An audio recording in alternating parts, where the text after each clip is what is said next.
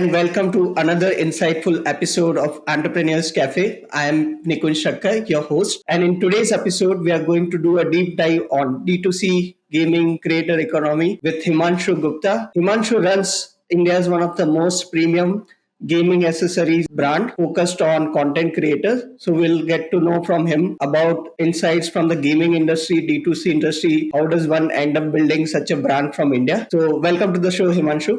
Hi, Nikunj. Thank you for having me. Thank you so much for doing this conversation with us. I've been always curious, like how does one become founder of such a brand from starting the career as a data scientist or business analyst? So I think you've worked with companies like MuSigma and Flipkart, and then you started this brand. So tell us about your journey so far and how did you end up founding KREO? My journey started at a company called MuSigma, where I got into right after college. So I was a business analyst over there, and I was helping a lot of these international giants in their analysis work. Like what MuSigma was like a services company. What I felt was like whatever I was doing was not actually being, I personally was not able to see the impact of those very, very closely. So that is when I decided to move to a more product kind of a company where I could see the implementation of my work very closely. And that's where my second step in the career came in when I moved to Flipkart. At Flipkart, I was in the marketing analytics team. We were also doing the event analytics for preparations for the events like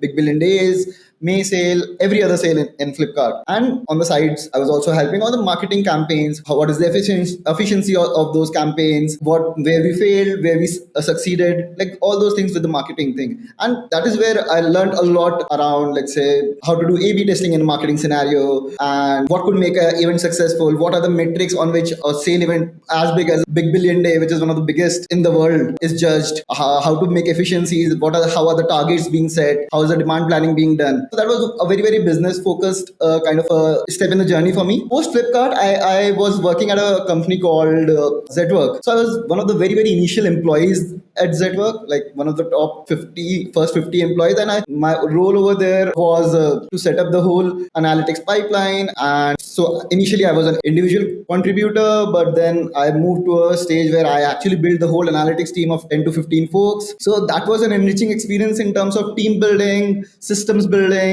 And then again, since I was at that kind of an initial stage, and Zetwerk is into manufacturing, and manufacturing, nobody relates with data. But I was able to, like, since I was so close to the business over there in being an initial employee, I was able to help the business folks with data. And I learned a lot about what a finance works, a business finance works, a factory works. At the same time, I saw a lot of these Indian brands, which Zetwerk was helping at that point in time, to manufacture in India. So the opportunity of building a brand in India, and I saw a few people started doing that as well, and that's where I started researching about industries and landed on to KREO. I think that experience must have helped you a lot when you were starting, because all of these things you said is like very data based, right? So you're not just making decisions because you see that D2C is trending or like I can just create a brand, right? Because you had that background, I think that helped you make your decision more data based rather than just intuition based. Definitely. So when we started out, we saw this opportunity to create a brand in India, but to pinpoint on this industry of content creators and gamers primarily was a very, very data driven decision. We went through data from marketplaces such as Amazon, Flipkart. We studied how would cost per clicks and other marketing costs are there in this industry as compared to other industry. What is the size of the market? What are our ambitions to build a brand? And from a pure data point of view, where is actually a white space for a brand to be built, right? So all these decisions were taken after we went through the data which we got from marketplaces, category managers, interactions. That's how we landed up on this particular industry at that point in time. So I'm curious, like what other industries did you consider while you were doing this research? There definitely industries like personal healthcare was an industry that we researched upon. Another industry was home decor, apparels. Like all these were the industries that we researched upon, and the data showed us that like it's very, very difficult to create an identity over there, and there will be a lot more efforts that need to be done in terms of marketing spends, etc. Where is the white space that we can more easily create a brand?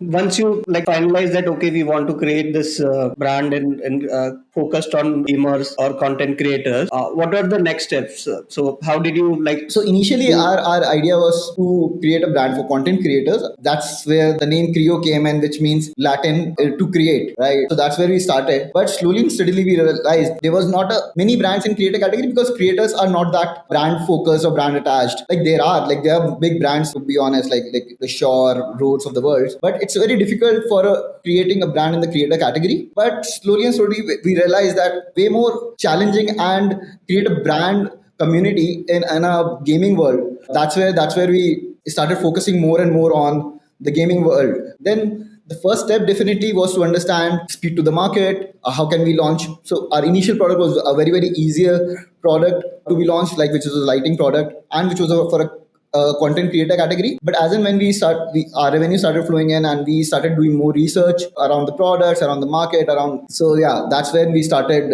getting a little bit into gaming category. So the first gaming product that we launched was actually almost a year later after we launched our first creator product because like we had to do a lot more research of what product that we can cater to gamers because gamers are very particular about what is the even a sound of a click or on a mouse or a keyboard would sound like, right, or what is the touch and feel. So we had to get into a lot more details. That's why we took that much time to launch a gaming product. I think you personally yourself are a gamer, right? You play a lot of games.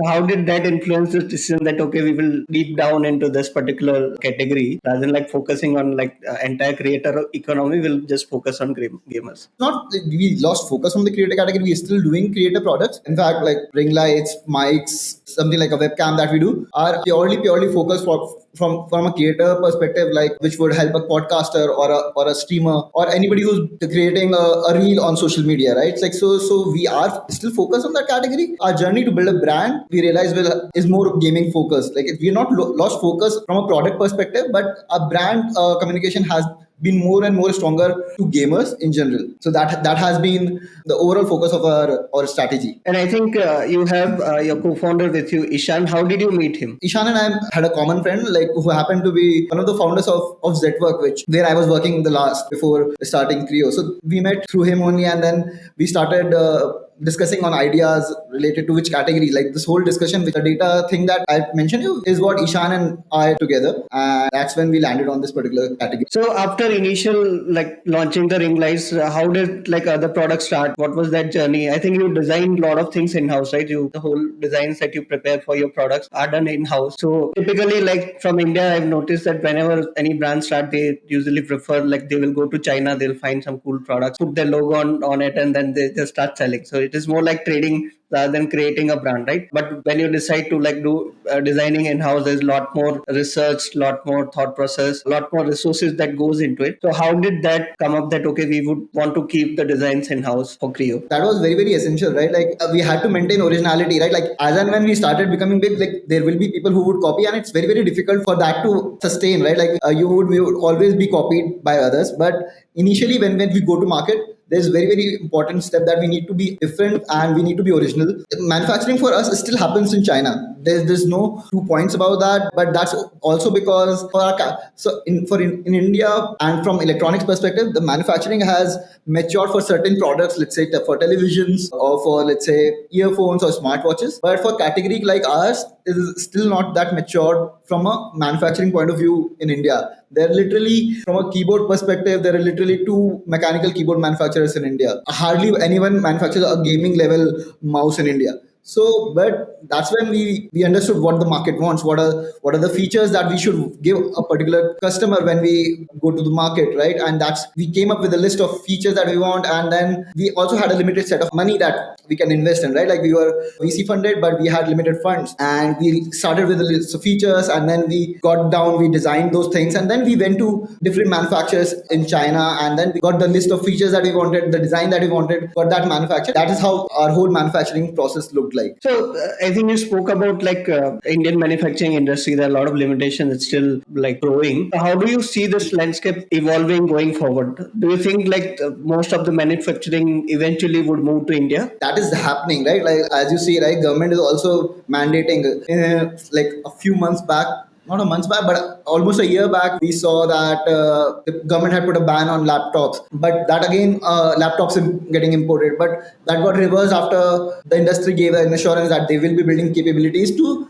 start manufacturing laptops, and that would again be done post. Like, I guess that decision will again be relooked at in 3 years, and then again we might see a ban. Our ban, for example, is already started for categories like televisions, right? Like televisions are mostly now manufactured in India. Not just that, not just a ban, but recently we also saw some higher duties being placed on imports of PCBs.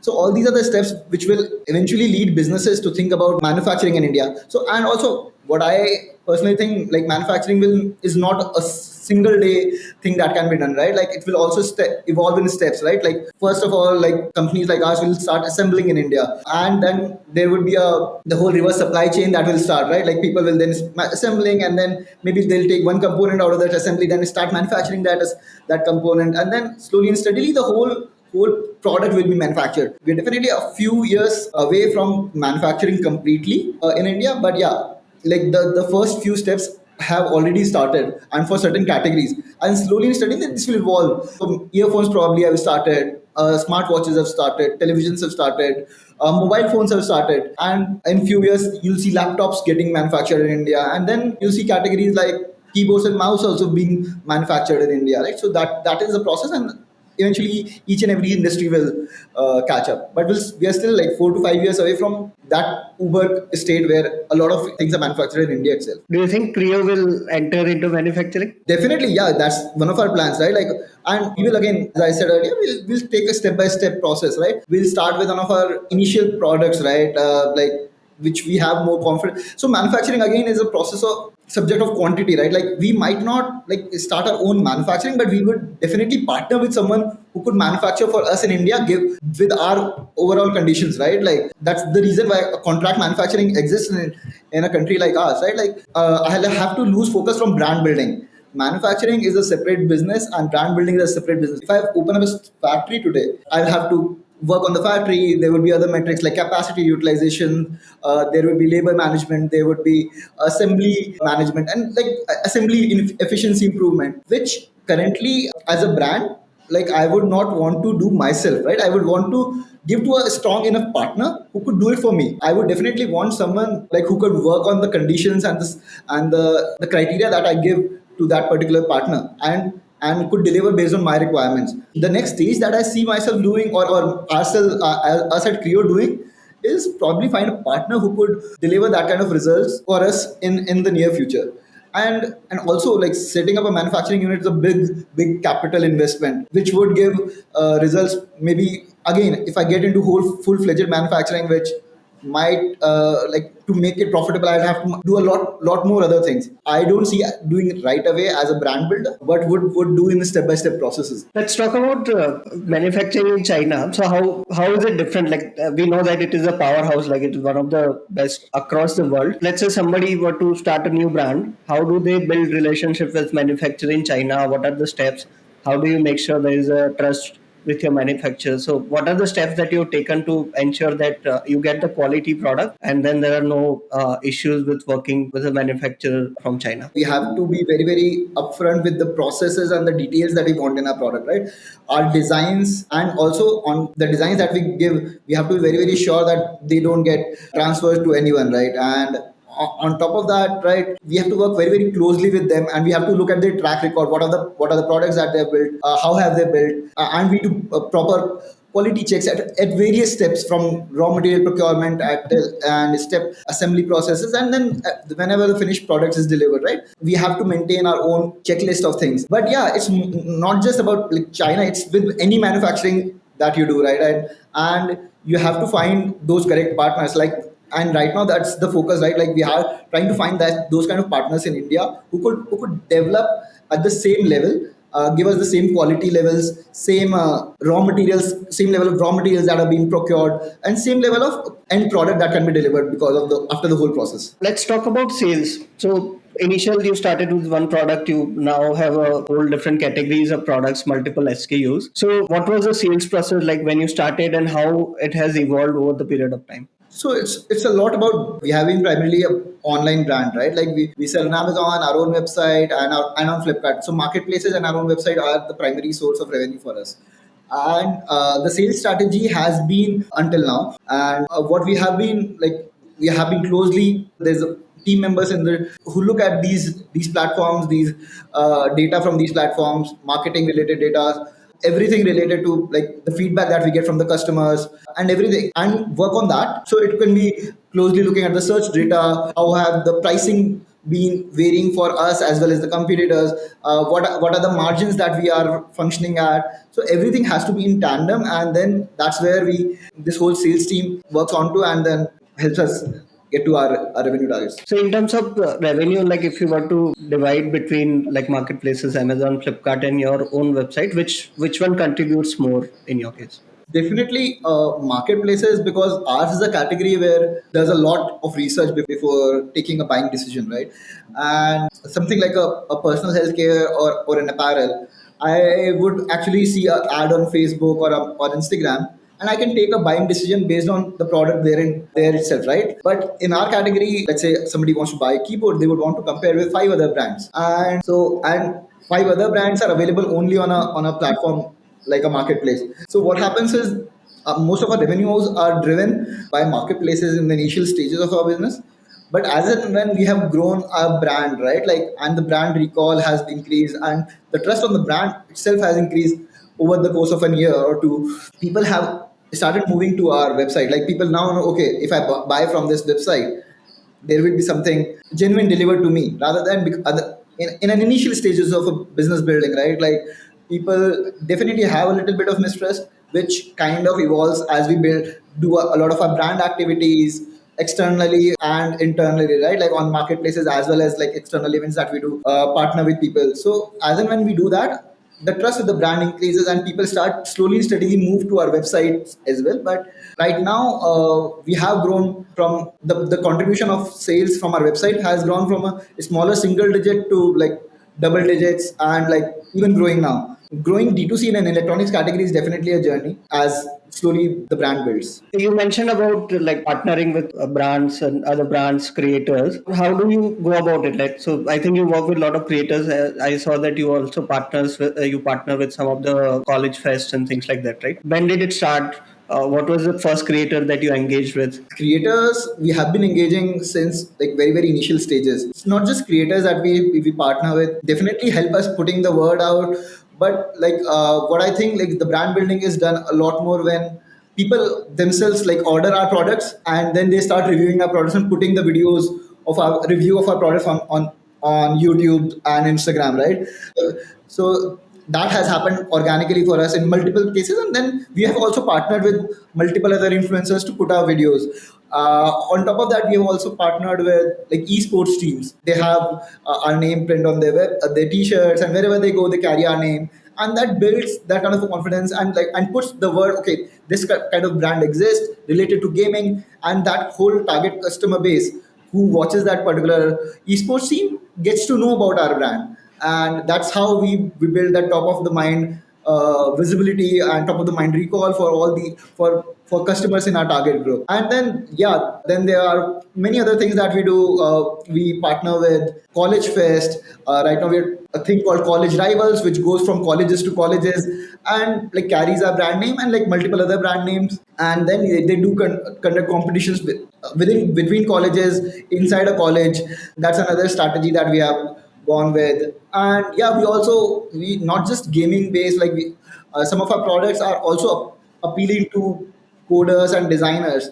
So we also conduct events in multiple MNCs offices, WeWorks, and other co-working spaces, where we put up our pop-up and we make people experience our product, similar to an apparel kind of a category where people would want to touch and feel, right? Something like a keyboard or a mouse for a very particular customer, right? Like they would want to hear the sound, they would want to know how would I feel when I press a particular key, or how would it sound when I make a click, or how light is the mouse, how heavy is the mouse. A person would want to get that feeling before making that buying decision. and that is how we are making people feel our products and experience them before they could make that buying decision, which has helped again in a brand building as well. One of the interesting things I saw on your website is that you have a very good series. Like, so each series has some unique name, right? Falcon, Mirage, Hive.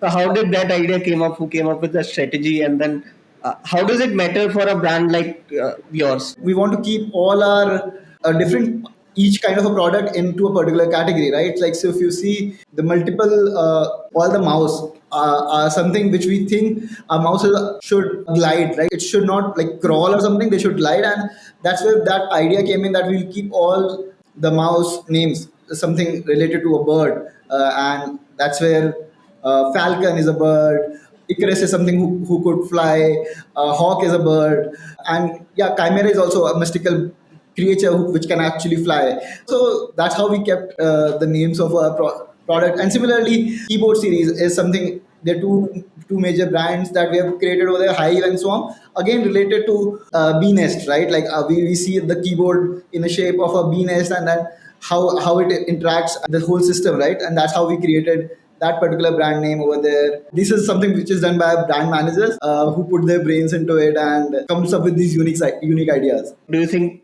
people remember because like there's a uniqueness to it and then it creates some impact? Definitely, yeah. Slowly and steadily, people have started not calling a mouse, right? They would want, okay, give me a chimera or give me a Pegasus. They don't tell us that, oh, give me a lighter mouse, that lightweight mouse or a mouse, right? They want a particular product because of the characteristics that it has, and the offerings that we give it that particular product, right? So people do recall and associate the characteristics of that particular product with the names that we have launched those with. So definitely helps us create that kind of a brand value over there as well. If you talk about overall like D2C space in India, how do you see, like we are seeing a lot of D2C brands coming up today. The other day I was reading specifically in the Indian market, there's no brand loyalty, right? So if today you are creating something, tomorrow somebody else comes up, they offer something nice, which is like catchy, cool, and then people move on to that, right? So it is really difficult to create a brand loyalty in India. But at the same time, I see like some of the companies are really building solid communities around the brand, and that basically creates trust and then stickiness. So what do you think, like how does this evolve going forward? Second question is around how the overall this gaming industry, like do you see that will there be more brands in this particular segment going forward? So coming to the first thing, right? Like definitely, a brand will always have to keep up with the customers, right? Like it will brand will always have to improve their offerings. If somebody else is able to give something better product wise and a price point wise, right? Like customers will definitely move. From a brand loyalty point of view, yeah, you can sustain a brand loyalty until a certain point in time, but then the next generation comes in and then they would start looking at other brands. Like I'll give you an example from a football perspective, right? I'm not a big football fan, but I remember when I was in college back in 2010, 2011, right? 2009. At that point in time, everybody was a fan of Manchester United or Chelsea, maybe Liverpool and Arsenal. Like these were the four clubs everybody was a fan of, right? But today, no. What if you talk to any youngster, right? Like nobody likes Manchester United, right? Like everybody's a fan of Man City, yeah, and that's solely based on the performance of that particular brand, which is Manchester United, right? So a brand will always have to evolve and perform. And if you don't perform and if you don't evolve, you will definitely be forgotten. And it's the onus is on the brands, it's not on the customers. Like you cannot say, oh, I'll build a community, I've given you something great 10 years back, so you keep on have to follow me. I don't see that myself doing that as a customer, so I don't expect it from our customers as well. So that's why I think we as a brand will always have to keep evolving. And as far as like the second point is concerned, like from a gaming point of view, I'm not sure about how many brands will come in or not, but this industry is definitely growing, right? Like a lot of Indian companies have started and venturing into game development, right? Every year, and gaming has been very small until now, but it's booming, right? Like and with the hype of power mobiles that we have, and in general slowdown on the console side, like the PC, because there are two bits to it: mobile gaming and PC gaming. Mobile gaming, 80% of Indians have mobiles today, and interacting on mobiles in certain way, right? Like gaming industry is evolving. Like now, this can be a simple game like a Candy Crush, which is being played by anyone, or it can be as complex game as a BGMI. But people are interacting with games on the mobiles as the overall power in a particular mobile is increasing, and we see that increasing a lot. And on the same side, on the other side, the PC gaming side and the console gaming, consoles, the PCs at a particular price point, right? The consoles are getting costlier, and PCs with the similar power or a similar specs have started become cheaper. So PC gaming is also becoming more and more popular. But yeah, there are things like, let's say, a particular game might be only and only available for a console or a PS5 per se. But we see that kind of reducing as we grow. So PC gaming is also getting strong, and mobile gaming is also getting strong, and that's where us as a brand will have to provide products on the both sides so we can capture the customer base on both sides. But yeah, this industry is definitely growing. People are building their PCs instead of laptops now. Everybody wants to build a home setup today with a big two screen setup, nice keyboards, a big table, so and a big chair like ours. Like so, this is happening across the board, and we see both these parts of the gaming industry, right, growing very healthy in India particularly. I think it is absolutely correct that everyone dreams of building a setup at home.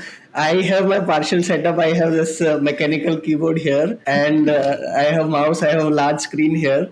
It's just that I need to buy a very solid CPU or like machine and then start gaming. So, but that is a dream. Like for every boys, once they start like making money, then they plan. Okay, that someday I will start gaming and I'll create that. So definitely true about that. So going back to the first point of brand trust, right? So one of the important thing about like creating a brand in this space is post sales experience, right?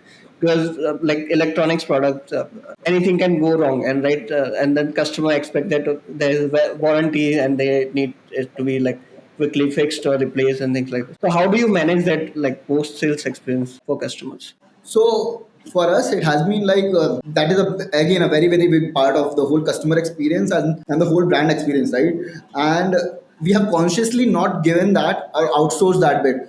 We still manage like on a daily basis around like 200 chats from our customers and 50 plus calls. And this is not just for like anything going wrong in our product, but people reach out to us for many small points. Okay, how can I do this with a product, and how can, oh, I'm not able to use this, is there a shortcut to do this, or how can I improve this, how can I light a particular theme on my keyboard. Okay, I'm not able to register my click, is there something wrong? And then we tell them, okay, this is not how it should be done, this is how it should be done. And like we coach our customers as well to use our product to the fullest. So customer experience has been a very big chunk of, or a big part of our business building and a whole customer experience building as well. And that is very important from a post sales point of view.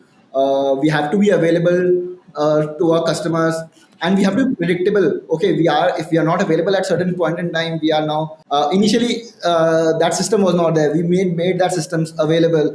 Okay, and we are available to them on just a click of a WhatsApp, right? And they reach out to us for anything. Yesterday, only a customer, after the whole process of returns and the whole customer experience got sorted, he wrote a poem for us and just shared with us on the email. So yeah, that, and that's how we also get to interact with our customer. What are the pain points, and get a lot of feedback.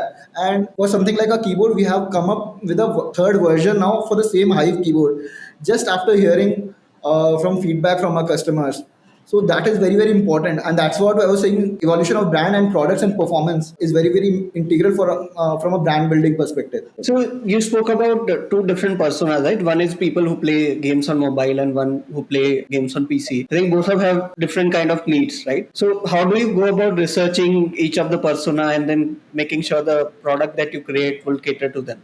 So yeah, it's about talking to them, right? Like there are two three things that we do, right? Like we, even before thinking about a product, we go online, we put up polls, we put up like questionnaires which people fill in, do focus group discussions, call a few college students, call few youngsters, talk to them, what do they want, like in from a mobile gaming perspective or from a PC gaming perspective. We keep these focus group discussion from a perspective. Okay, someday we'll keep a focus group discussion only for keyboards, only for mouse, only for mobile gaming, only for earphones, only for headphones, and try and understand what is a normal customer. This focus group at times is of pros, at times is of amateurs at times, and we try and understand what different sets of people are looking at in a product at different stages. So that is always happening, and yeah, and that is where we start like building a whole thesis around a product.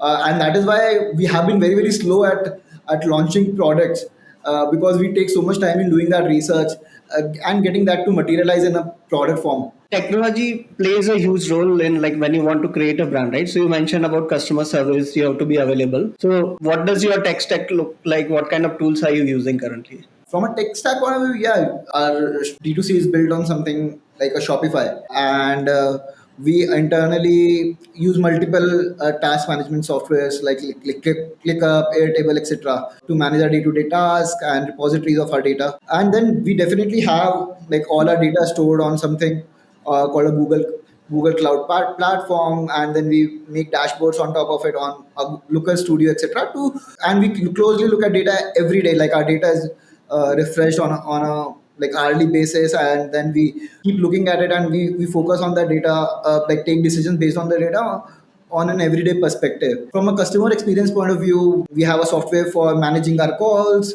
like whenever a customer calls, and let's say it automatically gets distributed to our customer success team members. And let's say in case these guys are busy, customer gets a option to record their messages, which we hear at a later stage, and and approach our customers automatically, like proactively. On the chat side, we have built automations on WhatsApp. We have built chat bots on top of WhatsApp, again with the use of external softwares. We have used multiple softwares in this particular journey for WhatsApp automations, but like right now we are using something called a Vati, and then again building the whole set of knowledge base on WhatsApp, the whole set of shopping experience on WhatsApp is something we are evolving onto, and then again, not just that, like there's a whole content that needs to be built from a customer support point of view. Okay, if you're not able to use something, or okay, if you have to use a keyboard in a way, so we have a step-by-step process of how to use a keyboard software, how to use a mouse software.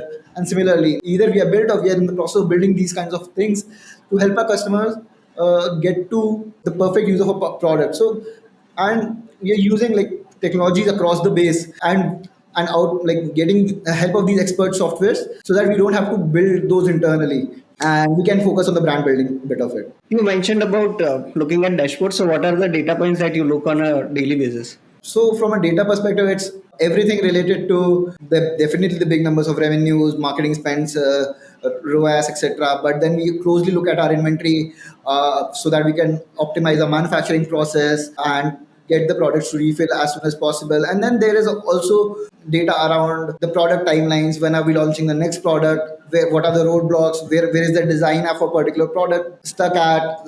Can we expedite that? How long will it take? And then so that we can get a clear picture of our the launch planning, and then based on the launch planning it will feed into our revenue for next few months. So all we look at multiple data points, and for each and every team member. From a logistic point of view, we have our warehouse. How is the warehouse performing? How's the last mile performing? Let's say we are doing a courier by XYZ courier company. Okay, that has been become delayed by 3 days. Then there's somebody who should be in the team who looks at that data every day and raises those tickets to the logistic partners. There's somebody who's looking at YouTube data on a daily basis. Where has our YouTube followers been, and how should we engage more customers on YouTube? Somebody looks at Instagram data, and everywhere we follow data very, very closely, from a marketing perspective, from a manufacturing perspective, from a logistic perspective, from a growth perspective. Yeah, and we talk a lot in terms of data across the board in a team. Yeah, I think that also comes from your background, right? So once you like understand how data can help you build a solid business, because I come from data background, I started my career as a big data engineer. I've been working in analytics space for almost 10 years. Same as me. Actually, my first startup, so we built a product called Shopper.ai. It was a marketing analytics for D2C brands. During COVID, my team was acquired by Whatfix. But before that, I was into D2C space. I was helping brands create, understand customer personas, optimize their ROI on ad spend. So I was into that space. And I also dabbled into D2C. I have a friend who runs D2C brand from Ahmedabad in a handloom space. I have a small stake there. I can resonate with a lot of things that you have mentioned so far. And how does data play a role in creating a solid brand? I think any day, if let's say I were to evaluate a D2C brand, I would always prefer a founder who makes their decision based on different data points than somebody who comes from a background or even like based on intuition. It doesn't matter if they are a creator or have a large following. I think somebody who understands this different data points would always beat them in a long run. You have to take those signals, and that's where taking the feedback from the market it becomes very very important. And like you, data that you see is the signal. Okay, sales of a particular product is going down. There can be multiple reasons.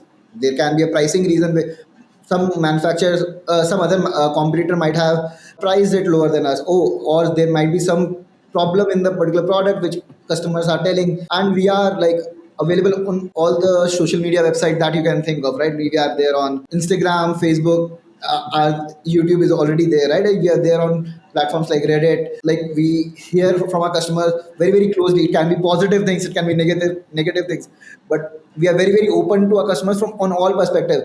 My co-founder Ishan's email is there, and like customers reach out to him on a very very regular basis with issues, with appreciations, with everything. So we have made us available as well to our customers, so that and approachable as well to our customers, also like could relate to them and then and able to help them in the best possible way.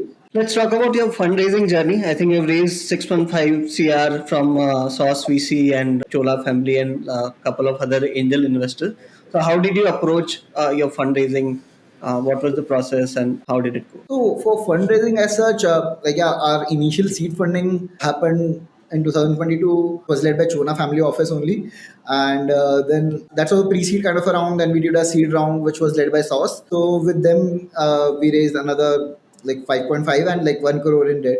So that's where the 6.5 crores came in, and then yeah, post that like we have raised some other smaller rounds as well, and then it's been kind of sufficient till now for us to like grow at the till this particular stage, and then we'll definitely keep on evaluating the need of capital in the company, right? And then we instead of like equity raise, we had done a few other debt raise as well in the past after that particular fundraise to help our working capital improve.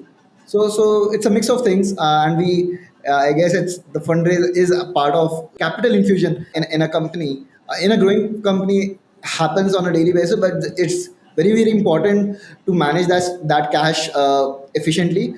We have been learning that like we have some made some mistakes in the past. We have and like and gotten on top of it as well. So we have been learning, evolving in that whole process as we grew. Like we are first time business owners, and like and understanding the whole need of cash, and then putting sometimes we tend to also overestimate on the performance on the product, or on the market, right? So we can overstocked, sometimes we have understocked, so both are wrong, right? So learning that as well, part of the whole journey from in terms of building a growing business. So, you mentioned about mistake. What would you advise other founders to avoid on any scenario? From our perspective of building a D2C brand only, understanding the demand of the market is very very important, right? Like and how closely and how efficiently you were able to manage that particular demand is very very important. And that also is not like cannot be done on the day one as well, right? Like so let's say we at times thought a particular product won't work and it started working. So you should not get your intuition into the business, right? Like you should get to data, and like so both have happened for us, for example, right? Like we thought that this product won't work, and it worked phenomenally. On the other hand, we thought this product would definitely work and it did not work, and we had to like did do an end of life for that particular product. So it's on both the sides, and like you have to keep up with the customer feedback, market signals that you get, and evolve on top of that. So, in a market like India, you cater to range of customers like people from different backgrounds. What is the funniest or weirdest thing happened with any customer? The funniest thing that I could say is like we work on marketplaces, right? And a big part of the business on marketplaces is the returns that we get, and we have received multiple funny products as a part of returns. Of let's say we send a keyboard and we get something else completely unrelatable back, from clothes to let's say shoes to a trimmer. So that's one of the funniest things that has happened from a returns point of view. But yeah, we also get a lot of love from our customers, and at times a lot of scolding from our customers when we are not able to, let's say, deliver fast and not able to launch fast. So yeah, these are the things which keep us improving as well. Like we always interact with our courier partner to make our delivery timeline faster, make our warehouse more and more efficient. So yeah, all those are part of the improvement process as well. But funny things also keep on happening in this journey. So last couple of questions and then we'll wrap it up. If somebody were to start a D2C brand today in India, what are the top three advices that you will give to them? One thing is something that you should study the market first, right? Like you should see if there's a need of the brand. You can always come back and say there's always a need of the brand, need of a particular brand, and there's always space for more players in a particular market. True, in that case, I would just suggest that if they are willing to give everything in to it to understand the market, or are they that passionate about that particular market? If that is true, then definitely you should go with it. And but there will be lots of ups and downs. It can be related to, you should do proper planning in terms of capital. Where would your marketing spends be there? You should understand, okay, how much I one should always understand how would they go to market, right?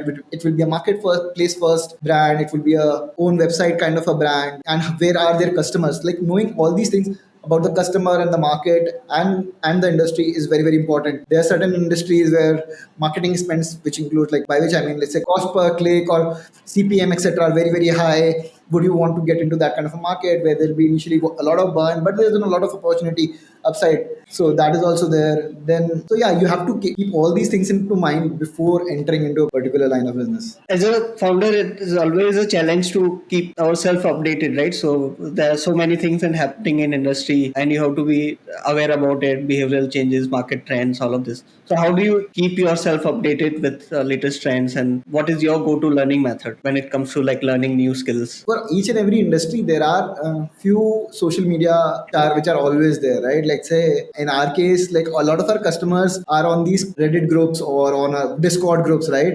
And we are present on those groups, and we tend to hear them. What are they discussing? What is the next thing that is coming up? What is the competition launching? What are people having a review of somebody launching XYZ thing, and then updating ourselves? Okay, what does the tech look like, and what will it take for us to launch something like that in a near future? Part of the whole process, like, and I think it's, you should try and listen whatever your customer says. Like, that will automatically help you derive those insights. What are the customer pain points, and how could you improve that? It's very very important to listen to your customers, I would say, and be a part of that community where your customers are present. So let's say, if you're building something for babies and parents, like, I guess there are multiple WhatsApp groups or communities. Something like gamers, I already told you, right? Like, there are Reddit communities, there are Discord groups where you can get a lot of information. I'm sure there's something related to skincare, there's something related to apparels as well, right? Like, and then apart from that, talking to industry leaders who could give you a horizontal knowledge about a particular industry, right? Like, or in general about building a company. So there are two aspects to it, like about product and about business, right? As product, I think, should be looked upon from a customer perspective, and then from a business perspective, you should definitely talk to somebody who's built a brand, who's built a big business. What kind of mistakes, as you said, like, should be avoided, should be known before you, like, start something new or get to the next stage of the business, right? Like, there, 0 to 1 is a different journey, 1 to 10 is a different journey, 10 to 100 is a different journey, and getting, like, building those team members, building that talent inside the team is also very very important at different stages. Are there any books that has helped you so far in your journey and that you would recommend to others? I'm particularly not a big reader. I keep up, like, the only thing that I read is like news and newspapers, so that has been helping me, I guess, so far. But I'm sure there are multiple books there out there, but I haven't read those books, so I think I should not be suggesting those. One last question. So when Himanshu is not working on KREO, how does he spend his time? I would have been doing something else only, right? Like, building a brand or building an organization only. Might not be clear, it might have been something else. But and at times I think, like, if today this has to stop, what is the next thing? Will I go? Can I go to a job next? I don't think I can. I will only, like, think of a new next opportunity wherein I could build again, right? It's like, so that kind of a, there's definitely ups and downs of this journey, and there are definitely stressful times in the journey, but there is definitely a lot of ownership that you get, and a lot of accomplishment feeling that you get when you're building something like this. So I would definitely have been building something else only. So if you were to start KREO today, what would you do differently? Probably launch gaming products earlier. Like we took almost a year to launch those products. Maybe get find out ways to fast track our learning at that point in time and launch our products faster. And like it's still happening, right? We have to take some time to launch our products, etc. So want to get to speed faster. So minimize go-to-market time, build as Yeah. fast as possible, and then iterate on top of that. So I think that is a good parting lesson. With that, we'll pause the episode for today. We will have you again back with us after some time when you've built one of the biggest brands from India, and then we'll have an opportunity to talk to you. Thank you so much for joining us on this episode and sharing your insights with us. Thank you. Thank you, Nikunj, for having me.